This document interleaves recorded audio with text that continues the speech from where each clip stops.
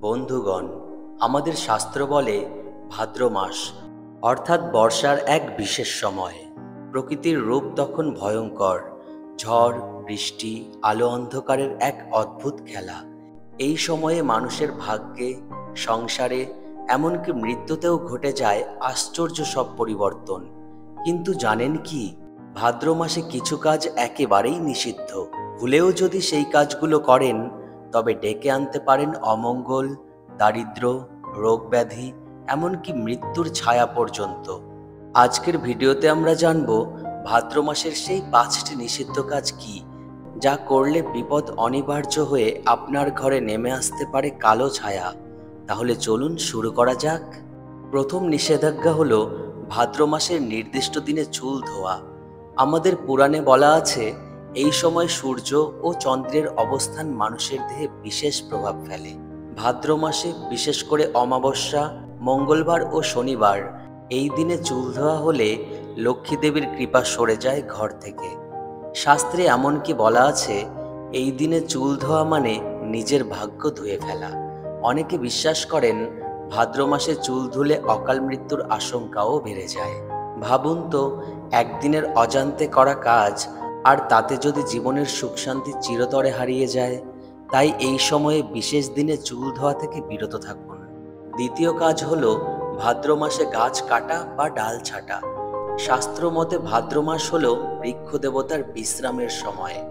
এই সময় গাছ কেটে ফেলা মানে প্রকৃতিকে ক্রুদ্ধ করা। গৃহশাস্ত্রে এমনকি বলা আছে, ভাদ্র মাসে গাছ কাটলে পরিবারের ওপর নেমে আসে রোগ, শোক, আর্থিক সংকট ও অশান্তি।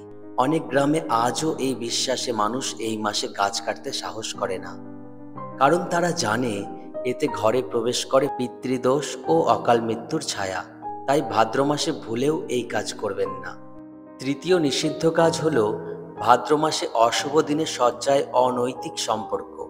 হিন্দু শাস্ত্রে বলা হয়েছে, ভাদ্র মাসে বিশেষ কিছু দিন রয়েছে যেদিন স্বামী স্ত্রী মিলন করলে জন্ম নিতে পারে অশুভ সন্তান, অথবা সংসারে প্রবেশ করে চরম অশান্তি।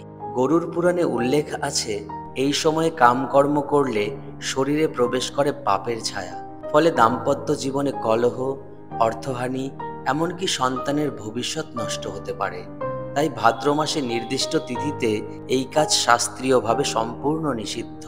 চতুর্থ বড় নিষেধাজ্ঞা হলো পিতৃপক্ষকে অবহেলা করা। ভাদ্র মাসের শেষ দিকেই শুরু হয় পিতৃপক্ষ, অর্থাৎ আমাদের পূর্বপুরুষদের স্মরণ করার বিশেষ সময়। শাস্ত্রে বলা হয়েছে, এই সময়ে যদি কেউ পিণ্ডদান, শ্রাদ্ধ বা পূর্বপুরুষদের স্মরণ না করে, তবে তার ঘর থেকে সুখ শান্তি চিরতরে বিদায় নেয়। অবহেলিত পূর্বপুরুষ রুষ্ট হয়ে সন্তানদের জীবনে নিয়ে আসে দুঃখ, দারিদ্র্য এবং অকাল মৃত্যুর অভিশাপ। ভাবুন তো, আপনার অজান্তেই হয়তো চলে আসবে সেই কালো ছায়া।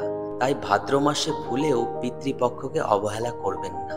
পঞ্চম ও শেষ নিষিদ্ধ কাজ হলো ভাদ্র মাসে নির্দিষ্ট দিনে ভ্রমণ বা নতুন কাজ শুরু করা।